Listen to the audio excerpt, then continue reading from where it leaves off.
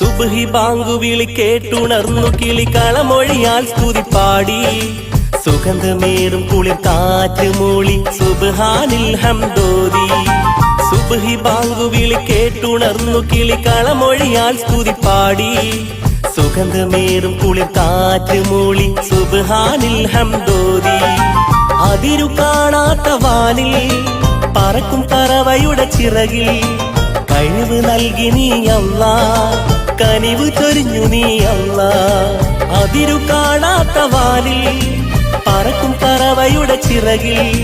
കഴിവ് നൽകി നീ അല്ലാ കനിവ് ചൊരിഞ്ഞു നീ അല്ലാ അല്ലാ